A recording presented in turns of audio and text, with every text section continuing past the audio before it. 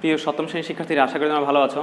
আজ আমি তোমাদের জন্য নতুন একটি লেকচার নিয়ে এসেছি। সেটা হচ্ছে তোমাদের মূল বইয়ের 39 নম্বর অঙ্কটি। এর আগে লসাগু এবং গসাগু নিয়ে আমাদের দুটি লেকচার আছে, সেগুলোর লিঙ্ক তোমরা ডিসক্রিপশন বক্সে পাবে, সেখানে তোমরা ইচ্ছা করলে দেখে নিতে পারো। আচ্ছা দেখো, প্রথমে তোমাদের ক নাম্বার বলেছে 3x - 2y = z এর বর্গ নির্ণয় করতে হবে। এখন খেয়াল করো, এর বর্গ কী হবে? বর্গ মানে কি? স্কোয়ার করতে হবে। এখন দেখো, তোমরা নিশ্চয়ই একটা সূত্র শিখেছো, এটা হচ্ছে a + b + c whole square. সুতরাং কী হবে? a² + b² + c² + 2ab + 2bc + 2ca। এই সূত্র দিয়ে আমি অঙ্কটা করব। এখন খেয়াল করো, সূত্রের মধ্যে এখানে কিন্তু আমার কী আছে? যে চিহ্নটা হচ্ছে কি? চিহ্নটা হচ্ছে প্লাস, এখানে চিহ্নটা কি? মাইনাস। আমি দেখো কি করতে পারি, এখানে ব্র্যাকেটের বাইরে চিহ্নটা আমি কি দিলাম? প্লাস। আর ব্র্যাকেটের ভিতরে চিহ্ন কি দিলাম? মাইনাস। প্লাসে মাইনাসে কি হবে? মাইনাস হবে। আচ্ছা, তাহলে দেখো 3x হচ্ছে আমার a, -2y হচ্ছে b, z হচ্ছে কি? c। তাই সূত্র কি? a² মানে কি 3x হোল স্কোয়ার, b² মানে কি -2y হচ্ছে আমার কি? b, -2y হোল স্কোয়ার, আর z মানে হচ্ছে কি? c, z²। আচ্ছা, তাহলে 2a মানে হচ্ছে কি 3x, আর b মানে হচ্ছে কি -2y, 2ab, তারপর কি? bc, তারপর সূত্রের 2, b হচ্ছে কি -2y, c হচ্ছে কি? z, তারপর কি? ca, 2, c মানে হচ্ছে z, আর a হচ্ছে 3x। এখন খেয়াল করো, 3x মানে হচ্ছে কি 9x²। এখন দেখো, আমি কি মাইনাসের স্কোয়ার করবো? স্কোয়ার মানে কি? দুইবার গুণ করতে হবে। তাহলে মাইনাস দুইবার গুণ করলে কী হবে? মাইনাস মাইনাসে কী হয়ে যায়? প্লাস। তা আমি এখানে চিহ্নটা কী হবে? প্লাস। 2x মানে হচ্ছে কত? 4, আর y² মানে y², আর z²। আর এখানে খেয়াল করো, প্লাস মাইনাসে কী হবে? মাইনাস। 3 দুগুণে 6, আর 6 দুগুণে কত? 12xy। আচ্ছা, আবার দেখো, প্লাস মাইনাসে কী হবে? এখানে মাইনাস। 2 দুগুণে কত? 4, y আর z গুণ করলে কী হবে? yz। আর এখানে দেখো 3 দুগুণে 6, z আর x গুণ করলে কী হবে? zx। তো এইটা হচ্ছে আমাদের উত্তর। আশা করি প্রিয় শিক্ষার্থীরা অঙ্কটা তোমরা বুঝতে পেরেছো। প্রিয় শিক্ষার্থীরা, এখন খ নম্বর অঙ্কটা আমরা করবো। দেখো, এখানে প্রথম বলেছে যে তোমাদের এখানে উদ্দীপকে 3টা রাশি দেওয়া আছে, বলছে প্রথম 2টা রাশির গসাগু নির্ণয় করতে হবে। এখন খেয়াল করো, প্রথম রাশিটা আমার সঙ্গে 3x - 3x - 10। আচ্ছা, এখন দেখো, আমাকে যদি মিডল টার্ম যদি করি, আমি 10কে কি লিখতে পারি? 10 = কি 5 × 5 দুগুণে কত? 10। এখন দেখো, মাঝখানে চিহ্নটা কি? এখানে মাইনাস করতে হবে। এই দুইটা সংখ্যাকে আমাকে কি যোগ অথবা বিয়োগ করলে কত? -3 হতে হবে। যেহেতু দেখো মাইনাস, তার বড় সংখ্যাকে আমি কি দিব? অবশ্যই মাইনাস দিব। দেখো, -5 + 2, তাহলে কত হবে? তাহলে -3 হবে। খেয়াল রাখবে তোমরা, এখানে চিহ্নটার দিকে তোমরা খেয়াল করবে। এখানে চিহ্ন যেহেতু মাইনাস, তাহলে দেখো -3 করতে হবে আমার। তাই 5-এর আগে আমি কি দিলাম? যেহেতু মাইনাস, তাই বড় সংখ্যাকে অবশ্যই আমাকে মাইনাস দিতে হবে। -5 + 2, তাহলে এখানে বিয়োগ করলে কত হবে? তার 5 থেকে যদি প্লাস মাইনাসে কি? মাইনাস, তাহলে -3 হবে। দেখো, তাহলে এখানে কি লিখবো আমি? -5x + 2x কত? -10। তাহলে x² - 5x + 2x - 10। এখন খেয়াল করো, এখানে হচ্ছে কি? এখানেও x আছে, এখানেও x আছে। তাহলে দুইখান থেকে আমি কি কমন নিতে পারি? x কমন নিতে পারি। তাই x কমন নিলে থাকবে কি? x - 5। আবার খেয়াল করো, এখানে আমি কি 10কে আমি লিখতে পারি 5 × 2 লিখতে পারি কিনা দেখো তো। আচ্ছা, দেখো, এখানেও 2 আছে, এখানেও 2 আছে, তাহলে আমি 2 কমন নিলাম। তাহলে এখান থেকে কি থাকবে? x, আর মাইনাস এখান থেকে থাকবে কি? 5 থাকবে। তখন x - 5, x - 5, x - 5 কি কমন? তাহলে এখান থেকে আসবে কত? x, আর এখান থেকে কি +2 থাকবে কি? x + 2। আচ্ছা, খেয়াল করো, আমরা যদি মিডল টার্ম করতে যাই, তাহলে আমার দেখো একটা ধ্রুবক থাকতে হবে, যেখানে মধ্যে কোনো xy কোনো চলক থাকতে পারবে না। এখন খেয়াল করো, এখানে কিন্তু সবগুলোর মধ্যে কি? এখানে x x x সবগুলোর মধ্যে কি আছে? এখানে x আছে। এখন খেয়াল করো, এখানে কিন্তু সবগুলোর মধ্যে x আছে, তার মানে এটাকে আমরা মিডল টার্ম করতে পারবো না।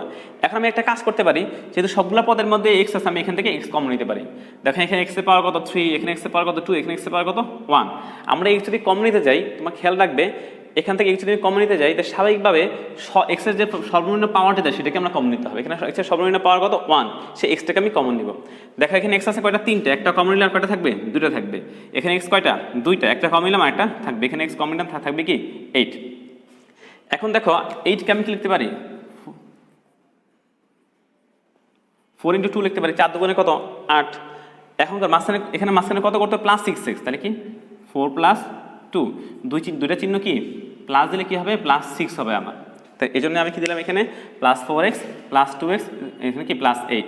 এখন দেখো, এই দুটো থেকে আমি কি কমন নিতে পারি? x কমন নিতে পারি, থাকবে তাহলে x + 4। আর এখানে 8 মানে কি? 4 × 2, তো এখানেও 2 আছে, এখানেও 2 আছে, 2 কমন নিলাম, তাই থাকবে কত, এখান থেকে হচ্ছে x, আর এখান থেকে এখানে থাকবে কত 4 থাকবে, তাহলে x প্লাস 4 কমন, আর এখানে থাকবে কি x আর কি প্লাস 2।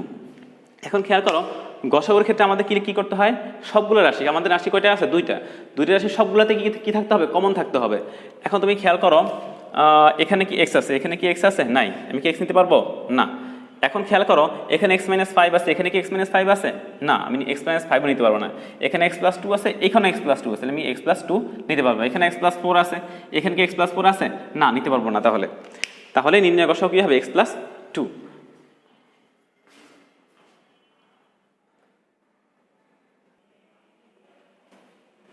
প্রিয় শিক্ষার্থী, এখন আমরা গ নাম্বার অঙ্কটি করবো।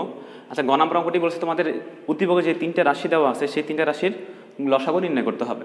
আচ্ছা দেখো, তাহলে দেখো খ নং অঙ্কের মধ্যে আমরা প্রথম রাশি এবং দ্বিতীয় রাশি কি সমাধান করে ফেলেছি। তাহলে খ নাম্বার হতে আমরা কি পেলাম, প্রথম রাশি হচ্ছে x - 5 x + 2, আর দ্বিতীয় রাশি হচ্ছে কি x * x + 4 x + 2। এখন দেখো তৃতীয় রাশি কি দেওয়া আছে, x⁴ - 5x³ - 14x²। এখন খেয়াল করো, আমি কিছুক্ষণ আগে তোমাদের বলেছি যদি মিডল টার্ম যদি আমাকে করতে হয়, তাহলে যে কোনো একটা পদ, এখানে পদ কয়টা, এই রাশির মধ্যে পদ কয়টা, 3টা পদ, একটা পদ কি থাকতে হবে, x বর্জিত, মানে চলক বর্জিত হইতে হবে, মানে কনস্ট্যান্ট থাকতে হবে।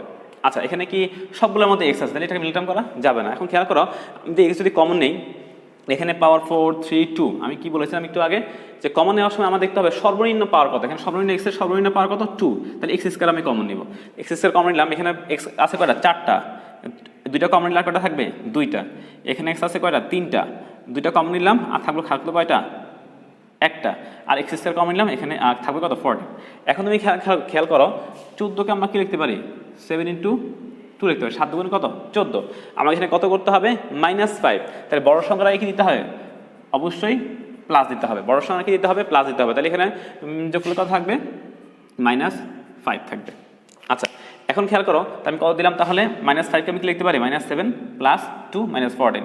তাহলে দেখো এখান থেকে আমি কি কমন নিতে পারি, x কমন নিতে পারি, তাহলে কি থাকবে, x - 7, আবার 14 মানে কি 2 × 7, তো এখানেও 2 আছে, এখানেও 2 আছে, মানে 2 কমন নিতে পারি এখান থেকে।